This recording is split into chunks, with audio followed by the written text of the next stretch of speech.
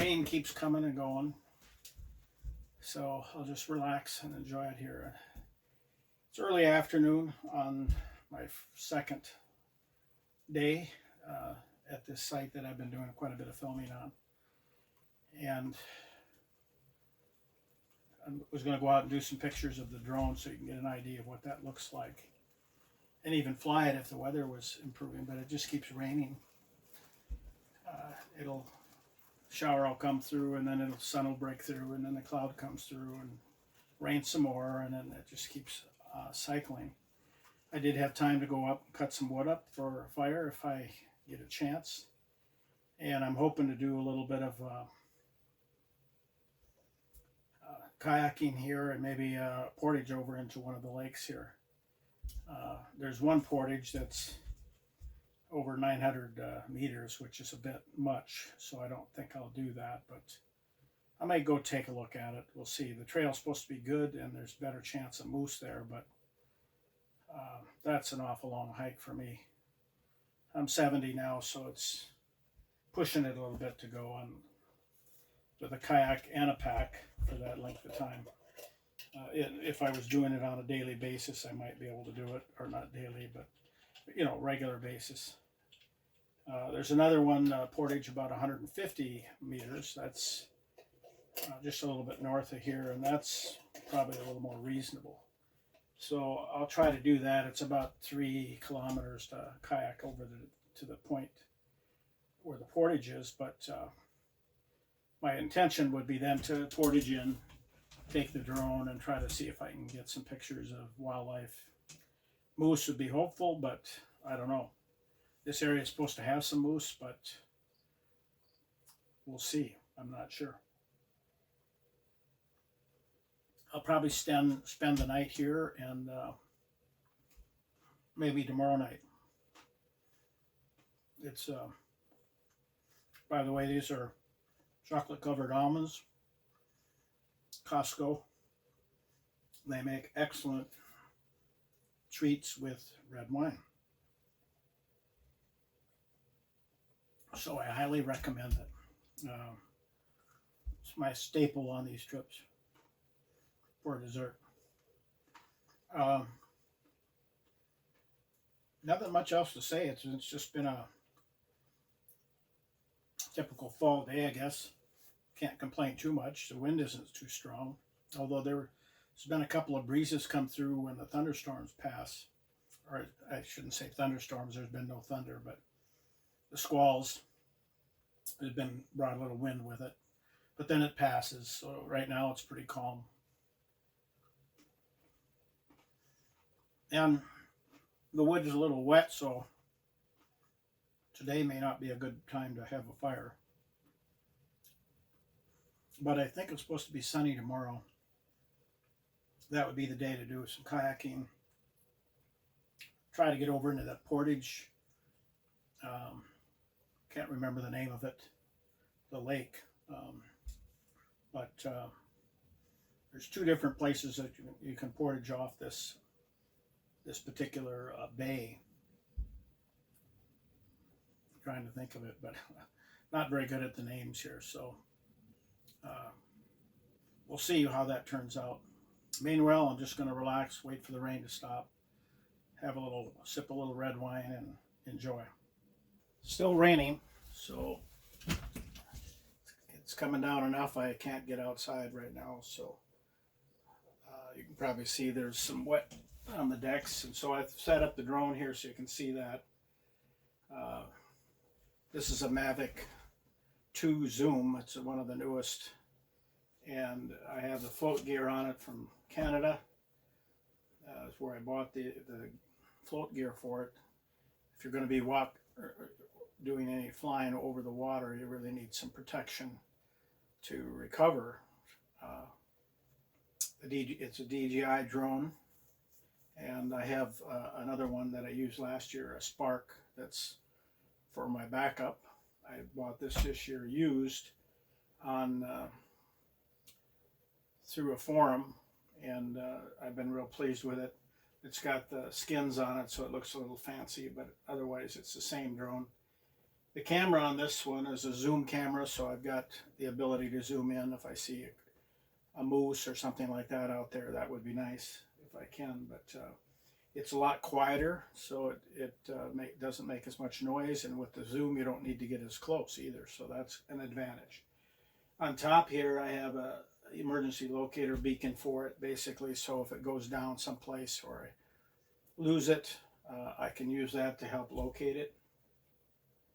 And I have a little receiving device that I can use to walk to it. It's good for the woods around here. Probably wouldn't be good on the open water. It wouldn't be a problem, but probably a quarter of a mile in the woods is the best I could receive a signal to track it. And then these are the cases I use for backpacking. I put these in my pack. And this is a battery. I carry 2 batteries, a controller, and then the drone itself can be packaged up in that case. The floats I have in a separate case that I put externally on my backpack. And then I guess I should show you the pack. This is the pack I use, and it holds all my gear, all the drone gear I want to carry, and including the goggles. If I want to take a pair of goggles with me, I should show you those too, I guess. For people that haven't flown drones, these are a pair of goggles that kind of bulky to carry, but they're not too heavy, and I can fit everything in there. But just so you have some idea of what they look like, there's the goggles. That gives you the ability to be like you're in the cockpit of the drone when you're flying. And then this is the receiving device for that tracker that you see on the drone. This is the receiving device I use to locate it. Again, it's about good for a quarter of a mile or so, but when you have an investment in a drone like that, you don't want to lose it. So it does an excellent job of photography. It's a 4K camera and 3-axis gimbal, so it does a good job. And then the one that I used last year, the Spark, is a lot cheaper. It does a pretty good job too. It's just that you're limited to about 10 minutes on your flying time, 10-12 minutes maybe, depending on what you're doing. And this one will go up at least 25 minutes, maybe 23 to 25 minutes. So you've got plenty of time to do the photography you want. And I hope to do some more of that on the trip here this time. So cheers. All right, still raining out off and on. There's some sun coming out now, but it's in and out. So I thought I'd just show you what I use for a couple of things. This serves double duty, maybe triple or more duty, because this display, Samsung S4, ends up being my one of my drone displays, and it's mounted on. You can see this mount. That's what I fit in my controller if I'm flying the drone. But works wonderfully here as a display at the console. And so when I'm underway, I'm using Jeff's maps right now, but it's easy to switch over to a display of where I'm at right now. You can see I'm in Spawning Bay on this little island, which is kind of a unique, like a sliver of the moon. And just so you can see the track, here's where I went earlier. I tried to go into a site here, and it was too shallow. So if you guys with coming with houseboats, forget that one, it won't work. But there's also one right here on this little point. And that, the only reason I didn't stay there, it was a nice site. It was just that all your boating activity comes through this channel, so I didn't want to be there. There's a portage here and a portage over here, a long portage that goes over here. This is about 900 meters. This is about 150 meters. So I may or may not do that. I'll go back to Jeff's maps. And this is what I'm talking about, double duty. It works when I'm flying my drone. It operates the software the drone uses. I can do Jeff's maps. I can do my navigational charts on here. And here's the, it says 790. I said 900 meters. It's 790. And this one's 150 meters. Oh, well, there's another one here at 620. I didn't, again, I doubt whether I would do those because they're just too long. But anyway, that's a really handy display. And I should say that also when I'm underway, I listen to audiobooks. So it serves as audiobooks, Jeff's maps, my marine navigation, and the drone. So like I said, you can do all kinds of things with this. I'm really pleased with this display. It works pretty good. I just put a non-glare shield on it, and unfortunately there's some bubbles in it. Haven't come out yet. I don't know. I just put it on hoping they would go away, but I guess they're not going to, because I may have to reapply it. They do say that if you don't get all the bubbles out, you may have to reapply it. So anyway, and then, I forgot. I also listen to music. So on Pandora, I download Pandora, to use in offline mode. You can see here it says offline mode. You do have to have an upgraded membership. I just do it for the trip, and then I cancel it at the end, and then I start it up again next year when I do a trip. It works wonderful. And so this little display does all kinds of things. The primary thing underway is a display. I'll pull up the track from today, and you can see it gives me the max speed, although that's not accurate. The time that I was underway, 2 hours and 43 minutes. The distance, 9.5 nautical miles. My average speed was 3.5 knots.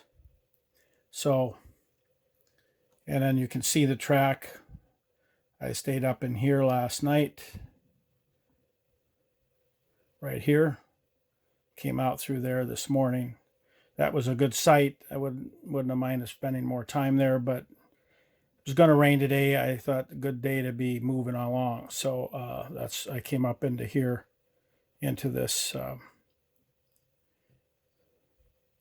bay, and I'll spend a couple nights here and see if I can't do some portaging and some drone photography. And just so you know, this is very low power. It doesn't take much power at all. I'm very pleased with the battery on this device. Just so you can see here, I use these for, I have some stereo speakers for sound when I'm listening in the evening. But I use this speaker during the day to listen to audiobooks because it has a little better audio for books. I have an adapter here that takes this 12-volt outlet. And by the way, this should be at least 2 amps. This one happened to have 3 outlets. I did a little faster around there to keep them from pulling it out, because when you're sitting here at the helm, a lot of times you bump it and you can end up loosening that up. And then I just run the cables along behind here, power lever. But this worked last year very well. I had no problems with it. All these devices are extremely low power, so if things take too much power, then what I do is go to a solar battery, which is what I have over here underneath my life jacket, which I use when I'm kayaking. This is a solar generator, which has a solar panel in it. I'll show you more on that later.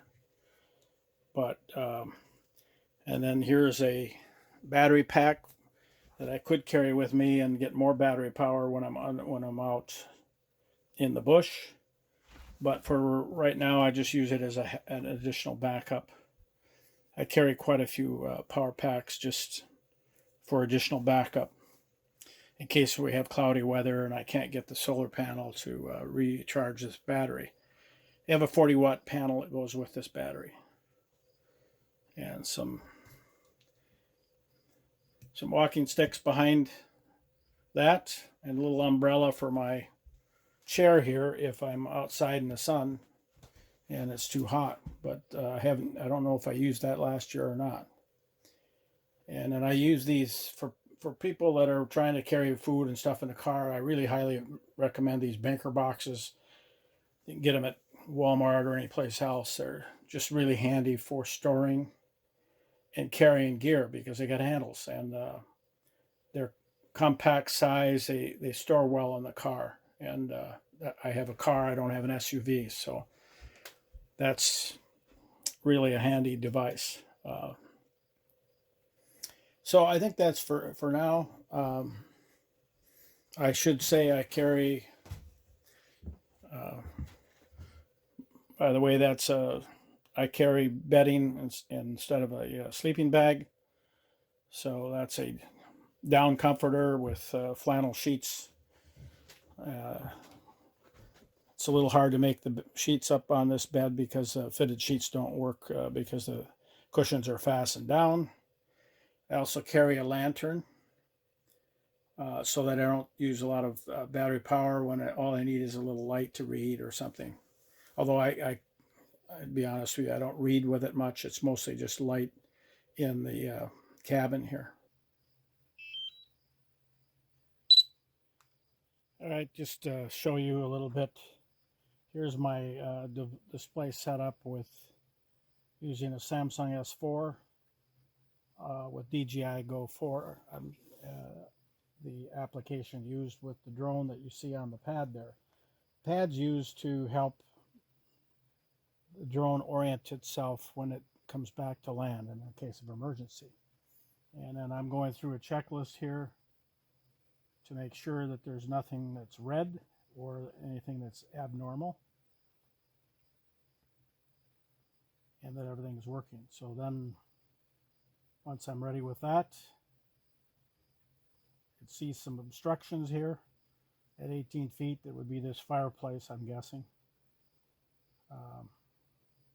So I'll go ahead and turn the video on, and we're going to see if we can get some flight of the pictures of the houseboat. I'm going to go ahead and take off. Take off. The home point has been updated. Please. All the beeping is because of the trees around here. It's very close. So I'll show you what we're seeing as it does that. It'll go back to its original site. That means it's done videotaping that. So I'll do a helix, which goes out and back a little bit right here. So I'll do that.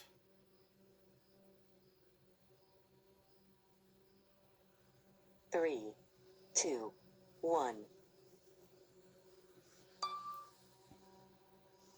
It kind of climbs and does a circle the opposite direction as the other one.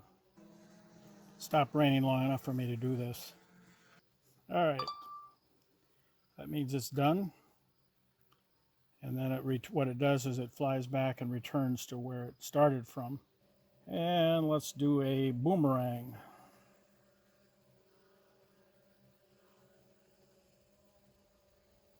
Three, two, one. It'll go out in kind of a oddball turn like a boomerang would do. Again, climbing a little bit as it goes back to take the picture.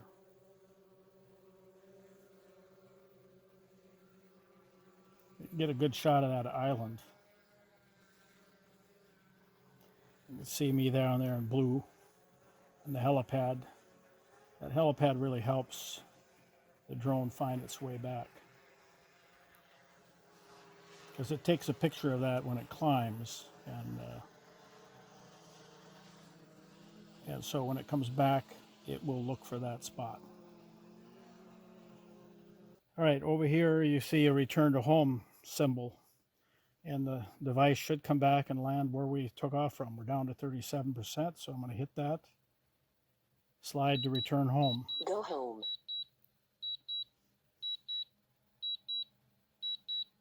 So you can see it's flying over.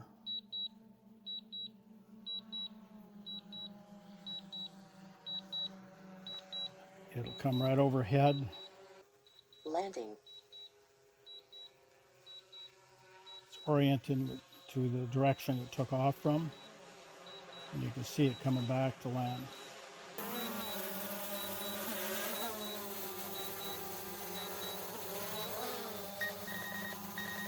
Landing. Not exactly on the pad, but it got there.